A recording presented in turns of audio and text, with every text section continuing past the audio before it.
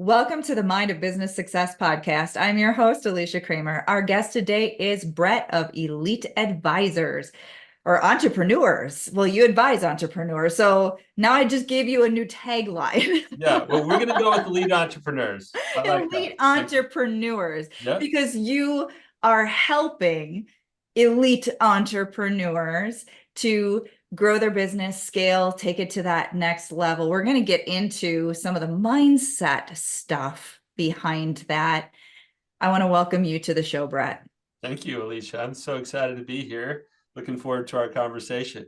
I know it's going to be a good one. And I know that you work with a very specific group of entrepreneurs.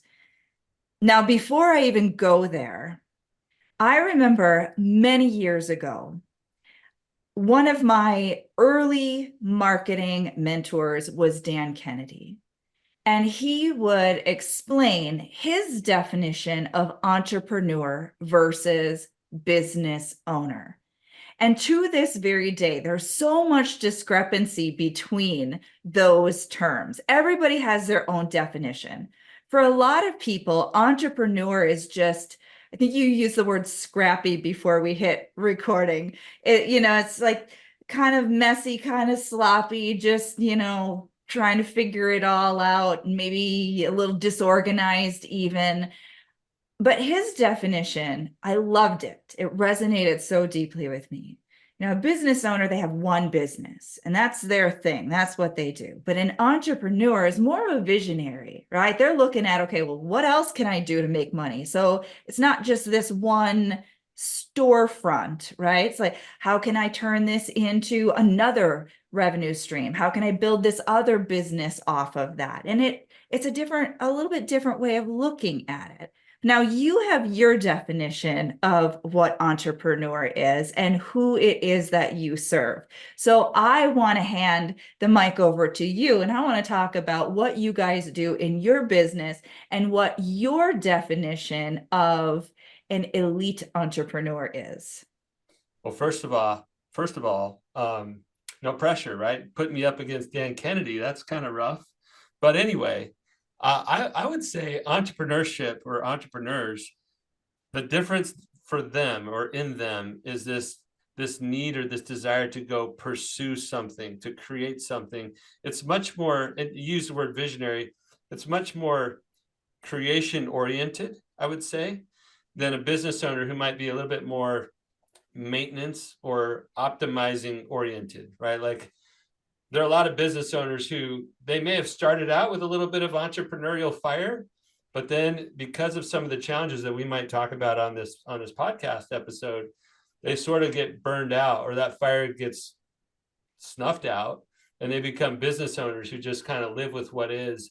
They make the most of it still, but they don't have an intentional future. They're still trying to get after and go create. So that's probably how I would characterize the difference between an entrepreneur and an owner. And sometimes they're the same person, just a different stage in their life. And maybe business has sort of squashed that entrepreneurial spirit out of them.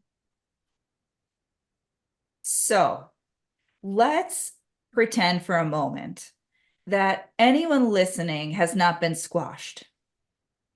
Okay. And the fire is still alive within them. Yeah. And I know you work with that group of business owners, entrepreneurs, Mm-hmm. who are over the $1 million milestone, and they've got the fire to take it to the next level. So what did you say the actual statistic is of business owners that even make it to the $1 million milestone? So the math on this is, I mean, different people, different sources come up with different stuff on this, but by my estimation and looking at all the different sources, including 10 years ago, US Census Bureau data, 3 to 5% is what we're talking about. Of all the businesses that start, make it past that $1 million milestone.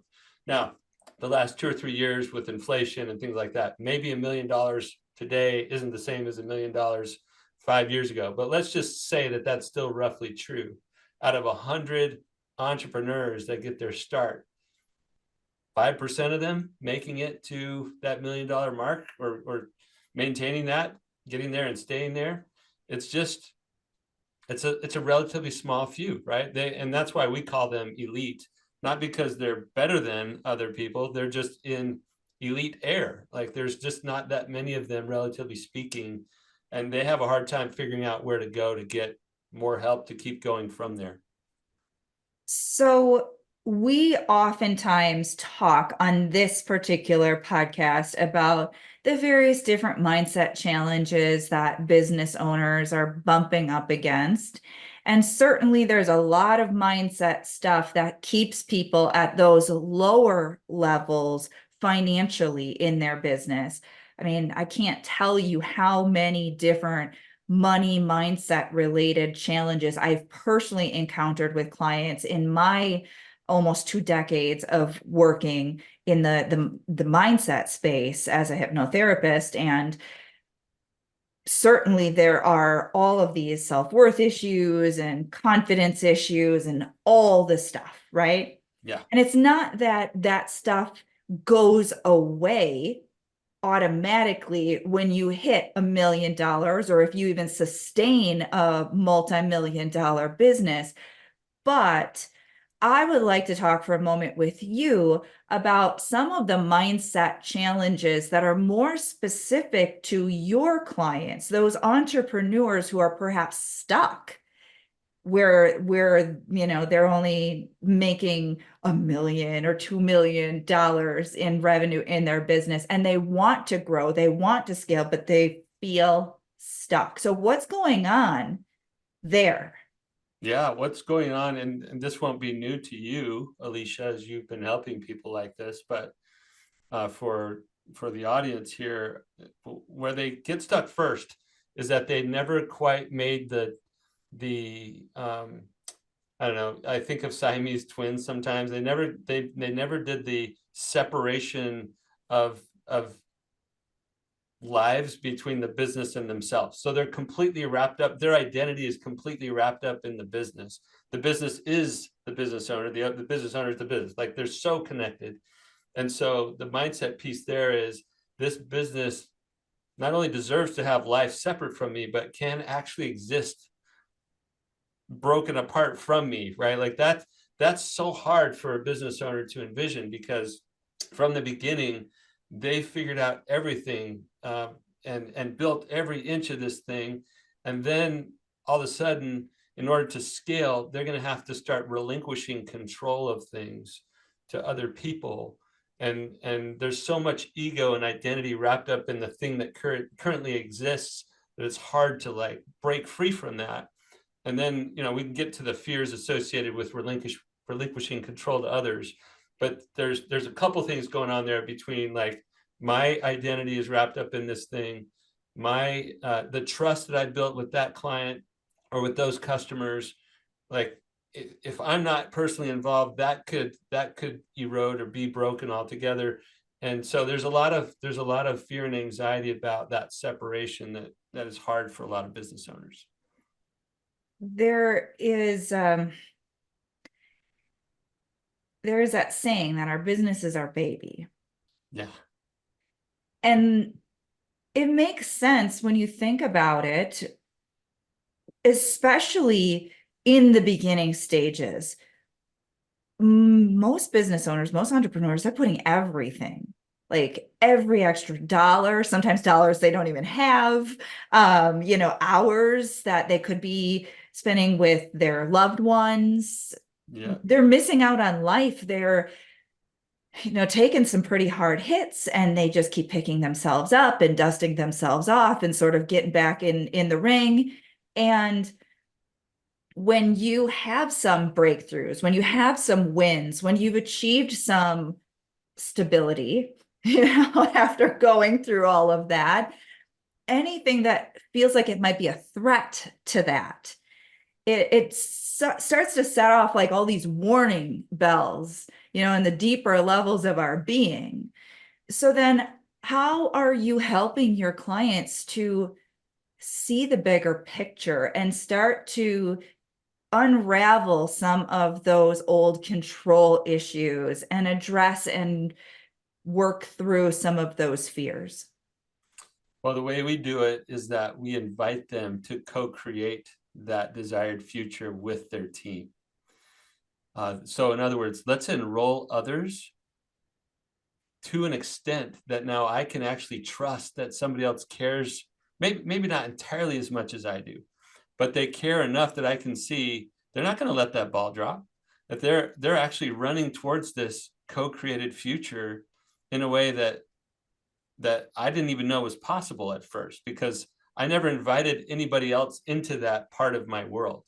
And so we say all the time that a leader's number one responsibility in a business this size, it's probably any leader, but since this is the size that I work with, their number one responsibility is to set the vision. We need clarity. And I don't want them doing it alone. I want them to bring their key team members along. If they're a small enough team, the whole team, right? But if they're big enough to where it's like, that'd be unwieldy to try to bring, 10 or 15 people together on this. But you can bring 5, 6, 8, up to 10 maybe, and just, what is our purpose? And let's put some words to that. What are our values that we're going to live by? Let's put some words to that. What's the next mission that we're up to, that very specific destination that we want to go charge that hill together on? Like, that kind of co-created clarity now builds a bunch of trust with that business owner, who sees that everybody else is excited about it. They now have some ownership in that, some emotional investment anyway. And then I can start to go, oh, maybe I don't have to carry all of this business building stuff on my own. And now I can start to organize work in a way to where I can let go to some capable owners who can start to share some of that workload and emotional load. And anyway, so that where it starts is we need to get total clarity and alignment towards an intended co-created future. This is such a powerful mindset shift right here. And I'm gonna dig into this a little bit deeper, because there are probably some people who have been going it alone, even though they have employees. They don't trust. They don't trust their employees. They don't have a relationship with their employees. They don't know how to communicate the vision. Therefore, they can't even feel who would be on board. It's more of just a delegation process. And there's just a lack of harmony, a lack of synergy. Like you mentioned, co-creating. Well, we want to be co-creating with people who feel like they're on the same team, that have the same vision.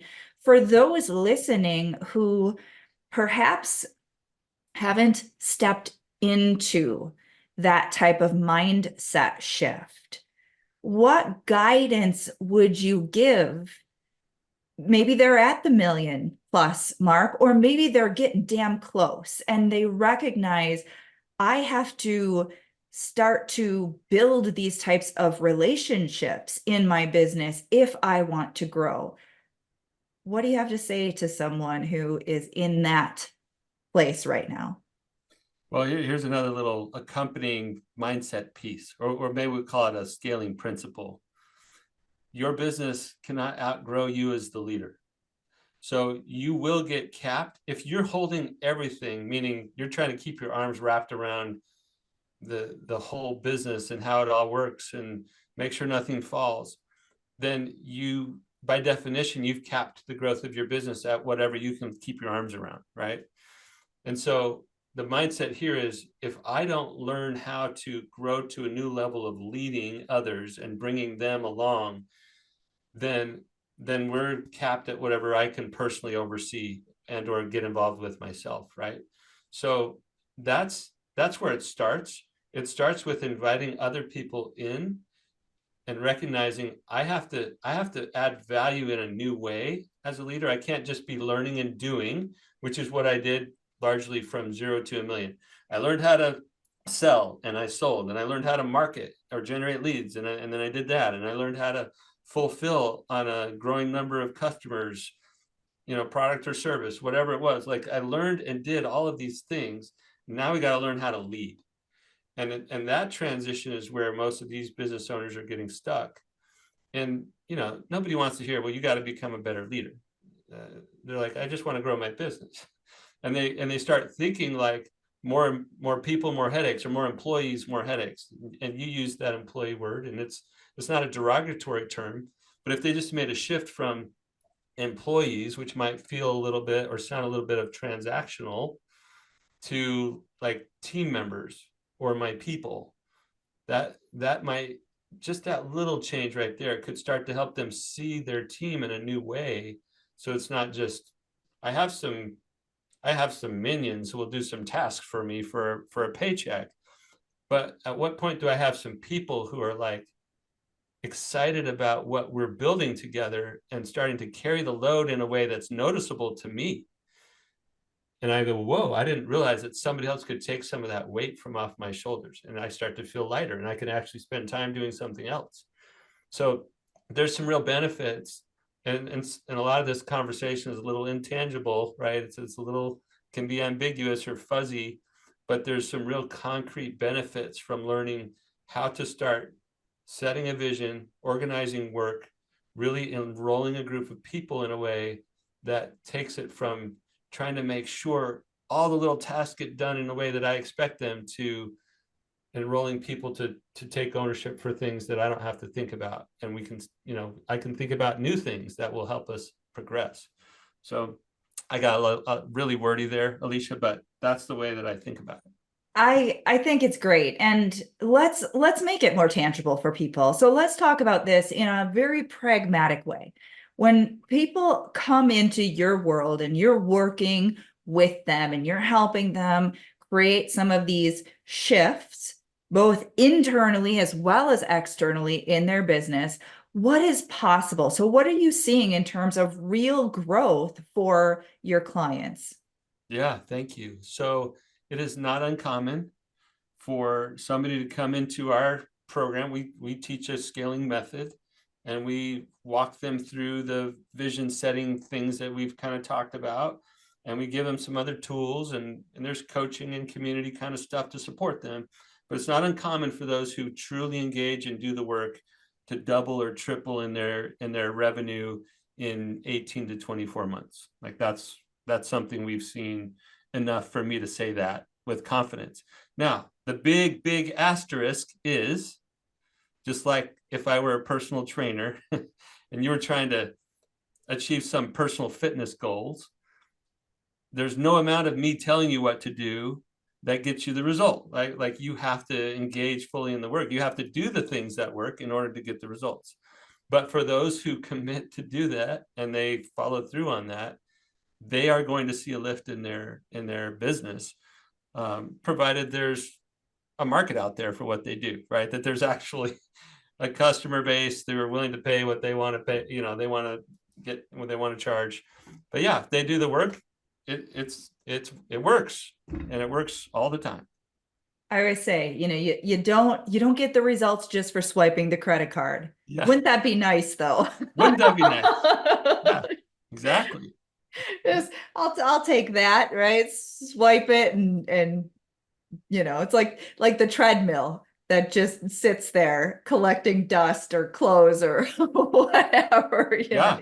Yeah, and I'll give some tangible examples. I mean, we had just recently a cleaning company. They came to us a few years ago, between 5 and 6 million, and they're crossing over the 20 million mark right now. And if Marcy, the owner, were here right now, she would say, yeah, the only reason I was able to do that is because we learned this leadership and business building work that Brett's talking about. Otherwise, she was capping out. She was at the place where she was going crazy trying to hold it all together. Now she's built a leadership team that's helping her to grow even further, and we're getting a little further down the path. From 3 to 10 million, you got to have a leadership team. This isn't just a shift in you. Now it's like a shift in the structure, and I need leaders who are thinking this way on each of the functions to be able to keep growing. So it is a people, process, system kind of thing that has to happen at these shifts, but it's totally learnable, totally doable. We've seen it many times, It's just a matter of doing the work. I think that is the perfect time for me to ask you how our listeners can connect with you and learn more. Thank you, Alicia. Our website is growwithelite.com. Grow is GROWWITHELITE.com. That's it. I want to thank you so much, Brett, for being with us. I know we just scratched the surface, but you shared some really valuable insights, and I wouldn't be surprised if there have been a couple of mindset shifts for people listening. It's different, like you said, to go from the entrepreneur mindset into the CEO mindset. And if you want to be the CEO and you want to watch, your baby grow into, its own full-grown thriving adult, you gotta stop micromanaging every detail. That's right. That's right. You want to go from $1 million entrepreneur in your mindset, from $1 million entrepreneur to $10 million CEO. There's a definite shift in there, several mindset pieces along the way. And it's been fun to talk about some of those with you today. Well, I've got to thank all of our listeners too. We're doing this for you. If you haven't already subscribed, make sure you do so. And until next time, we will see you in the next episode.